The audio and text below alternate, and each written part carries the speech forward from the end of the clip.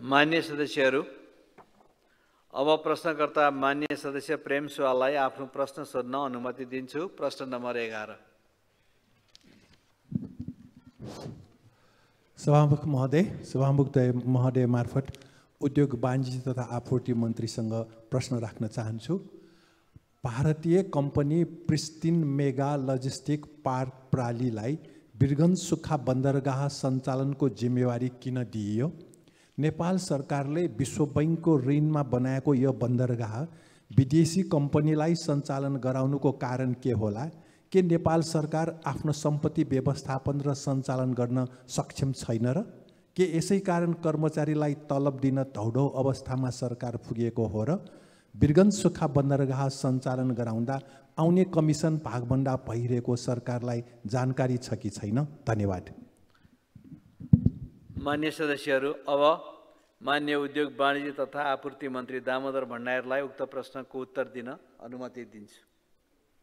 सम्माननीय सभामुख महोदय, प्रश्नकर्ता मान्यज्यूलाई विशेष धन्यवाद दिन चाहन्छु। उल्लेखित जिज्ञासाको सन्दर्भमा मुलुकमा सुक्खा बन्दरगाहको विकास, सञ्चालन, नियमन र व्यवस्थापन गर्नका लागि उद्योग वाणिज्य तथा आपूर्ति मन्त्रालय अन्तर्गत रहने गरी नेपाल इन्टरमोडल यातायात विकास समिति नामक निकाय गठन गरिएको छ। सो निकायको गठन आदेश 2054 को दफा 4 को उपदफा 1 को खण्ड ख को व्यवस्था बमोजिम अन्तर्राष्ट्रिय स्तरमा बोलपत्र आह्वान गरी आर्थिक तथा प्राविधिक दृष्टिकोणले सक्षम ठहरिएका कम्पनीबाट सरल, सुलभ, किफायती एवं भरपर्दो सेवा सञ्चालन गर्न गराउन, टर्मिनलको व्यवस्थापन तथा सञ्चालन गराउने सम्बन्धमा सम्झौता गरी त्यस्तो कम्पनीलाई टर्मिनल व्यवस्थापन तथा सञ्चालन गर्नुको लागि स्वीकृति दिने व्यवस्था रहेको छ। सोही व्यवस्था बमोजिम नेपाल इन्टरमोडल यातायात विकास समितिको सूचना आह्वान गर्दा बोलपत्र प्रक्रियामा प्रतिस्पर्धाका आधारमा भाग लिन आएका कम्पनी बोलपत्रदाताहरूमध्ये प्राविधिक र आर्थिक प्रस्तावको संयुक्त मूल्याङ्कनबाट सबैभन्दा बढी अङ्क प्राप्त गरी प्रतिस्पर्धात्मक माध्यमबाट भारतीय company Pristine Mega Logistic Park प्राली छनौट भएको हो। नेपाल सरकारको आफ्नो सम्पत्ति व्यवस्थापन र सञ्चालन गर्न सक्षम रहेको छ। तथापि कतिपय व्यावसायिक क्रियाकलापहरू सरकार आफैले सञ्चालन गर्नुभन्दा निजी क्षेत्रबाट गराउँदा निजी क्षेत्रको ज्ञान सिप प्रयोग गरी चुस्त, मितव्ययी र प्रभावकारी बनाउने भएकोले प्रचलित कानुन बमोजिम नै सुक्खा बन्दरगाहको सञ्चालन तथा व्यवस्थापन निजी क्षेत्र pristine Mega Logistic park limited मार्फत गरिएको हो। पूर्ण प्रतिस्पर्धा र कानुन सम्मत रूपमा उक्त कम्पनीलाई दिएको यस कमिसन भन्ने विषय नै रहँदैन। धन्यवाद। प्रश्नकर्ता मान्य सदस्यले पूरक प्रश्न सोध्न चाहनुभएकोले विषयमा केन्द्रित भई पूरक प्रश्न सोध्न अनुमति दिन्छु। सभामुख महोदय, मन्त्रीजीसँग पूरक प्रश्न राख्न चाहन्छु। नेपालमा के कति सुक्खा बन्दरगाह छन्? हालैको बाढीबाट रसुवागढीमा रहेको सुक्खा बन्दरगाहमा के कति क्षति भयो? 700 भन्दा बढी भएका भन्सार एजेन्टहरूले समान रूपमा सेवा गर्न नपाएको, केही भन्सार एजेन्टले मात्र भन्सार कार्यालय कब्जा गरी राखेको भन्ने प्रकाशित भएको छ। यो सत्य हो कि होइन? धन्यवाद। मान्य मन्त्री, जवाफ दिनुहोस्। सम्माननीय सभामुख महोदय, यति बेला हामीले खास गरिकन हाम्रा सीमावर्ती क्षेत्रहरूलाई व्यवस्थित रूपमा सञ्चालन गर्न अझ अहिलेको सन्दर्भमा हामीले कस्टमलाई अत्याधुनिक बनाउन आवश्यक ठानेका छौँ। त्यसका लागि इन्टरमोडल को माध्यमबाट हामीले क्वारेन्टाइन लगायतका अरू संरचनाहरूलाई पनि एकीकृत रूपबाट त्यसबाट सेवा प्रवाह गरिरहेका छौँ। त्यसमध्ये झन्डै 10 वटा केही निर्माणाधीन अवस्थामा रहेका, केही अब आगामी आर्थिक वर्षमा रहेका र अहिले केही सञ्चालनमा रहेका हाम्रा सुक्खा बन्दरगाहहरू रहेका छन्। तीमध्ये खास गरी हिजो राति मात्रै रसुवागढीमा निर्माणाधीन अवस्थामा रहेको सुक्खा बन्दरगाह, जसको झन्डै 75% काम सम्पन्न भइसकेको थियो, त्यो सुक्खा बन्दरगाह क्षतिग्रस्त भएको छ। खास गरी यसमा यी सुक्खा बन्दरगाहको लागि हामीले छिमेकी मुलुकहरू चीन र भारतबाट जुन नाकामा हाम्रो सीमा जोडिएको छ मित्र राष्ट्रहरूसँग उहाँहरूकै सहयोगमा चाहिँ हामीले यी सुक्खा बन्दरगाहहरू कस्टममा बनाउने गरेका छौँ। त्यसो भएको हुनाले अहिलेको यो रसुवागढी सुक्खा बन्दरगाह चिनिया सरकारको सहयोगमा निर्माणाधीन अवस्थामा रहेको थियो। त्यसले यो क्षति हुन गएको छ। यसको अझै कति क्षति भयो भन्ने विवरण अहिलेसम्म आएको छैन।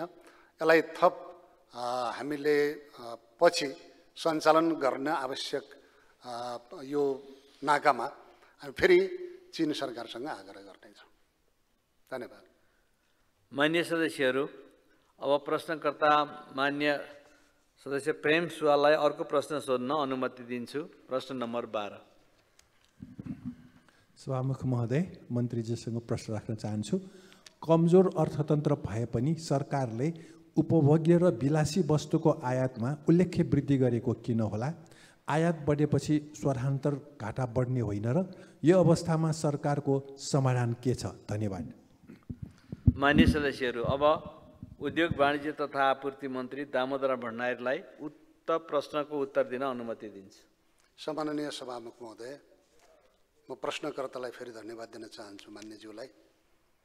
कमजोर अर्थतन्त्र हुँदाहुँदै पनि सरकारले उपभोग्य र विलासी वस्तुको आयात उल्लेख्य वृद्धि हुनुका मुख्य कारणहरू नेपालमा जनसङ्ख्या वृद्धि, सहरीकरण, आयस्तर बढ्दै जाँदा उपभोग्य तथा विलासी वस्तुको माग बढेको छ। घरेलु उत्पादनले माग धान्न नसक्दा आयात निर्भरता बढेको छ। साथै उपभोग्य र विलासी वस्तुहरूको आयातको भन्सा राजस्व उल्लेख्य योगदान पुर्याएको छ, जसले सरकारलाई छोटो समयमा राजस्व सङ्कलनका लागि आयात खुला राख्न प्रेरित गर्दछ। देशको ठुलो मात्रामा विप्रेषण भित्रिने भएकोले जनताको क्रय शक्ति बढेको छ, जसले उपभोग्य र विलासी वस्तुको माग र आयात दुवै बढाएको छ। आयात निर्भरता बढ्दा व्यापार घाटा र शोधान्तर घाटा पनि बढ्ने जोखिम रहन्छ। उद्योग उत्पादन, औद्योगिक विकास पूर्वाधार कमजोर भएकोले धेरै वस्तुहरू आयात गर्नुपर्ने बाध्यता छ। उत्पादकमूलक क्षेत्रमा लगानी कम हुँदा आयात घट्न सकिने सम्भावना न्यून रहन्छ। सरकारले कहिलेकाहीँ आयात नियन्त्रणका लागि अस्थायी प्रतिबन्ध वा उच्च मार्जिन जस्ता उपाय अपनाएर पनि दीर्घकालीन रणनीति र प्रभावकारी कार्यान्वयनको अभाव छ। यसले आयात नियन्त्रणमा कठिनाइ आएको छ।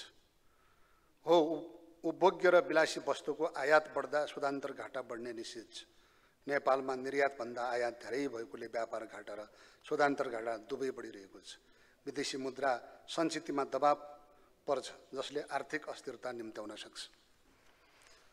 यसको समाधानका लागि विलासी तथा गैर आवश्यक वस्तुको आयात अस्थायी प्रतिबन्ध र उच्च एलसी मार्जिन जस्ता उपाय लागू गर्नुपर्ने।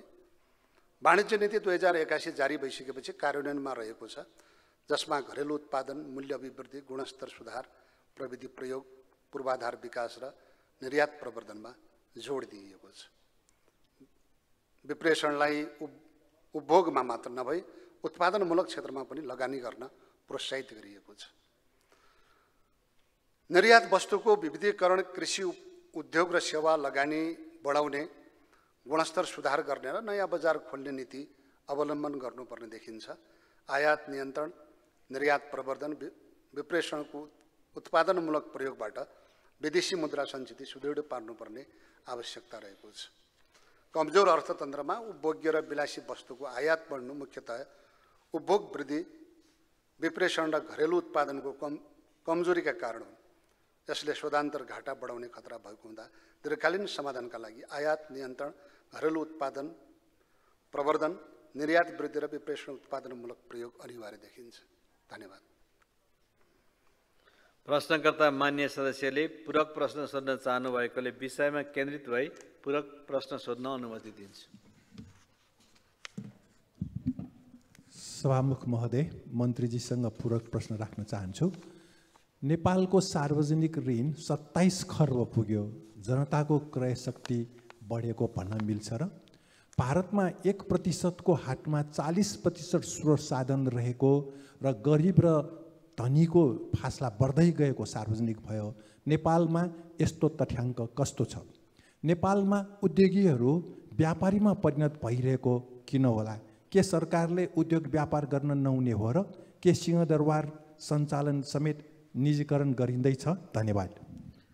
मान्य मन्त्री। सम्माननीय सभामुख महोदय, अहिले यति बेला नेपालको अर्थतन्त्र जस्तो अवस्थामा छ, यसलाई सुधार गर्नु सरकारले उच्चस्तरीय सुझाव आयोग समिति पनि बनायो। त्यसलाई कार्यान्वयन गर्न उच्चस्तरीय सुझाव आयोगले दिएको प्रतिवेदनलाई सरकारले चालू वर्षको कार्यक्रममा र आगामी आर्थिक वर्षको कार्यक्रममा नीति तथा बजेट विनियोजित ऐनमा थुप्रै नयाँ कुराहरू आएका छन्। हाम्रो अहिलेको अवस्थामा अर्थतन्त्रमा आएको सङ्कुचनलाई हटाउनुको लागि, आर्थिक परिसूचकलाई अगाडि बढाउनुको लागि सरकारले विभिन्न खालका उपाय खोजिरहेको छ। हामीले आयात प्रतिस्थापन गर्ने, निर्यात वृद्धि गर्ने गरी एकीकृत व्यापार रणनीति NDIS-लाई कार्यान्वयन गर्नुपर्नेछ। त्यसका लागि अब हामी 2026मा LDC ग्रेजुएसन पनि गर्दैछौँ।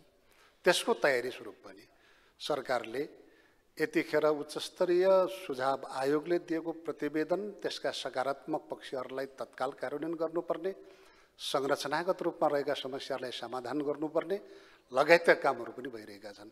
म फेरि पनि भन्न चाहन्छु, यी सबै कुराहरूलाई सम्बोधन गर्न यति बेला थोरै भए पनि आयातमा न्यूनीकरण र निर्यातमा केही हामीले थप गरेका छौँ, केही सुधारका पक्षहरू पनि रहेका छन्। त्यसैले सरकारले क्रमशः यी विषयहरूलाई आजका राष्ट्रिय चुनौतीको रूपमा रहेको नेपालको अर्थतन्त्र, यसलाई उठाउनको लागि सरकारले तत्बमोजिमको रणनीति अगाडि बढाएको कुरा म राख्न चाहन्छु। साथै उद्योग व्यापारको क्षेत्रमा उद्योग वास्तवमा चाहिँ खास गरी कोभिड-19 पछिको नेपालको उद्योग क्षेत्र सबैभन्दा बढी प्रभावित भयो।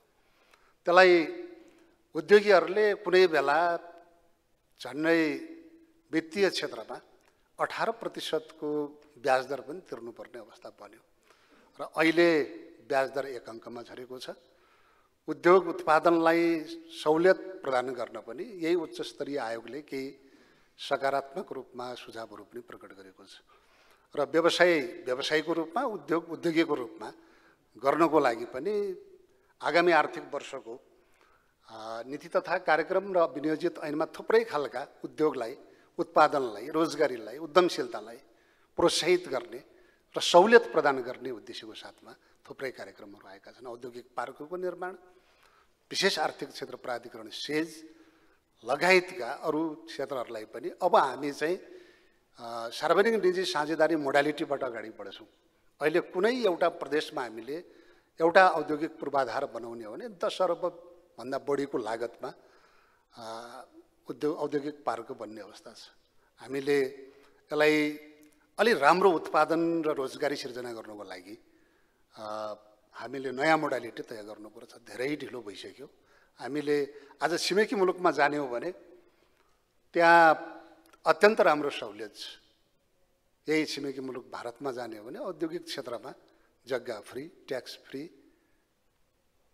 उद्योग स्थापना गरौँ भन्ने छ। हामीले त्यो खालको वातावरण दिन सकिरहेका छैनौँ। त्यसैले यसलाई आज सरकारको रोजगारीसँग रहेको र आयातलाई प्रतिस्थापन गर्न उद्योगलाई विशेष प्राथमिकतामा राखेर मैले मान्यज्यूलाई विशेषतः आगामी आर्थिक वर्षको विनियोजित ऐनभित्र थुप्रै कुराहरू उल्लेख गरिएका छन्। त्यसैले यो क्षेत्रलाई एउटा आशा र सम्भावनाको क्षेत्रको रूपमा लिन सकिन्छ र जहाँसम्म नेपालका रुग्ण उद्योगको सन्दर्भमा यहाँले प्रश्न राख्नुभएको छ, हिजो कुनै बेला छिमेकी मुलुकहरूले विभिन्न कारणले सहयोगमा सञ्चालनमा आएका उद्योगहरू, सरकारी संस्थानहरू आज रुग्ण अवस्थामा छन्, बन्द अवस्थामा छन्। तिनीहरूलाई सञ्चालन गर्न नयाँ ढङ्गले कानुनमा परिमार्जन गरेका छौँ, कानुनमा सुधार ल्याएका छौँ र ती उद्योगहरूलाई अब कुन मोडालिटीबाट सञ्चालन गर्ने भनेर त्यसको केही नयाँ मोडालिटी खास गरी ऐनले नै व्यवस्था गरेको मोडालिटीको आधारमा त्यो प्रक्रिया अगाडि बढिरहेको छ। त्यसका लागि एडिबी लगायतका अरू विभिन्न संस्थाहरूले त्यसको डिडिएको प्रक्रिया अगाडि बढाएको छ। थप हामी नयाँ सूचनाको माध्यमबाट पनि डिडिएका लागि आह्वान गरिएको स्थिति छ र एउटा निश्चित समयभित्र साउन महिनाको 15 गतेभित्र डिडिएलाई पुरा गर्ने गरी क्याबिनेटले आवश्यक निर्णय गरेको छ। त्यो समयभित्र डिडिए प्राप्त हुनेछ र त्यसपछि हामी सबैभन्दा उपयुक्त र पारदर्शी मोडालिटी के हुन सक्छ त्यो मोडालिटी तय गरेर रुग्ण भएका उद्योगहरूलाई हामी सञ्चालनमा ल्याउनेछौँ। यसै गरी निजी रुग्ण उद्योगहरूलाई पनि आज रोजगारी दिने, उत्पादन दिने र आन्तरिक हाम्रो चाहिँ स्रोत र साधनमा सञ्चालन हुने उद्योगहरूलाई पनि हामीले कसरी सञ्चालन गर्न सक्छौँ, केही मौद्रिक नीतिले पनि त्यो कुरालाई सम्बोधन गर्ला र सरकारले त्यसलाई नीति कार्यक्रम र बजेट मार्फत पनि आगामी आर्थिक वर्षको बजेटमा त्यो कुरालाई पनि विशेष प्राथमिकतामा राखेको छ। त्यसैले नेपालको जबसम्म उद्योग उत्पादन र उद्यमशीलतामा विकास हुन सक्दैन तबसम्म न रोजगारी सिर्जना हुन्छ न हामीले चाहिँ आयातलाई प्रतिस्थापन गर्न सक्छौँ। आयात प्रतिस्थापन, आन्तरिक रोजगारी वृद्धि गर्न, आन्तरिक लगानी र बाह्य लगानीले प्रवर्धन गर्न सरकारले विशेष प्राथमिकताका साथमा यी कार्यक्रमहरूलाई अगाडि बढाएको कुरा म राख्न चाहन्छु। धन्यवाद। मान्य सदस्यहरू, अब प्रश्नकर्ता मान्य सदस्य सूर्यप्रसाद ढकाललाई आफ्नो प्रश्न सोध्न अनुमति दिन्छु। प्रश्न नम्बर 13। सम्माननीय सभामुख महोदय मार्फत माननीय उद्योग वाणिज्य तथा आपूर्ति मन्त्री समक्ष मेरो प्रश्न यस प्रकार रहेको छ। राप्ती सोनारी गाउँपालिका वडा नम्बर 4 बैजापुर ग्रामीण उद्योग स्थापना सञ्चालनको विषयमा मन्त्रालयको योजना तथा कार्यक्रम के रहेको छ? हस्, धन्यवाद। मान्य सदस्यहरू, अब मान्य उद्योग वाणिज्य तथा आपूर्ति मन्त्री दामोदर भण्डारीलाई उक्त प्रश्नको उत्तर दिन अनुमति दिन्छु। सम्माननीय सभामुख महोदय, प्रश्नकर्ता मान्यज्यूलाई विशेष धन्यवाद दिन चाहन्छु। रानी सुनारी गाउँपालिका वडा नम्बर 4 बैजापुर ग्रामीण उद्योग स्थापना सञ्चालनको विषयमा मन्त्रालयको योजना तथा कार्यक्रम पक्कै पनि त्यसलाई विशेष रूपमा लिएको छ। प्रत्येक स्थानीय तहमा एउटा औद्योगिक ग्राम स्थापना र सञ्चालन गर्ने नेपाल सरकारको नीति अनुरूप हालसम्म 120 वटा औद्योगिक ग्राम नेपाल सरकार मन्त्री परिषदबाट विभिन्न मितिमा घोषणा गरिएका छन्। नेपाल सरकारले जारी गरेको साबिकको औद्योगिक ग्राम घोषणा तथा सञ्चालन सम्बन्धी कार्यविधि 2075 पहिलो संशोधन 2077 समेतमा रहेको प्रावधान बमोजिम नेपाल सरकार मन्त्री परिषदको मिति 2079-3-12 को निर्णय बमोजिम बाँके जिल्ला राप्ती सुनारी गाउँपालिका वडा नम्बर 2 मा औद्योगिक ग्राम घोषणा भएसँगै उक्त कार्यविधिको प्रावधान बमोजिम उद्योग ग्रामलाई पहिलो किस्ताको रकम 1 करोड सम्बन्धित स्थानीय तहको खातामा निकासा भएको छ। राप्ती सुनारी गाउँपालिकाको कार्यालयको तयार गरेको स्वीकृत भएको विस्तृत परियोजना प्रतिवेदन DPR अनुसार आयोजनाको कुल लागत अनुमान करिब 40 करोड 91 लाख भएको, जसमध्ये औद्योगिक ग्राम तथा सञ्चालन कार्यविधि 81 को प्रावधान बमोजिम नेपाल सरकारले 4 करोड रुपैयाँसम्म क्रमिक रूपमा निर्माण कार्यको कार्य प्रगति अनुसार हस्तान्तरण हुने र बाँकी लागत स्थानीय तह र प्रदेश तहबाट बेहोर्नुपर्ने हुन्छ।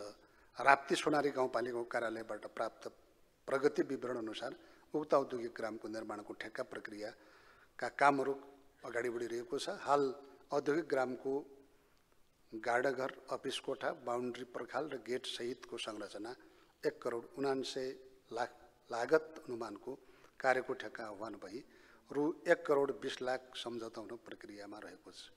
मान्यज्यूले मन्त्रालयसँग सम्बन्धित विषयवस्तुमा राख्नुभएको जिज्ञासाप्रति धन्यवाद दिन चाहन्छु।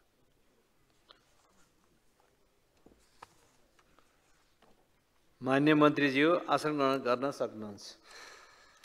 धन्यवाद सभापति।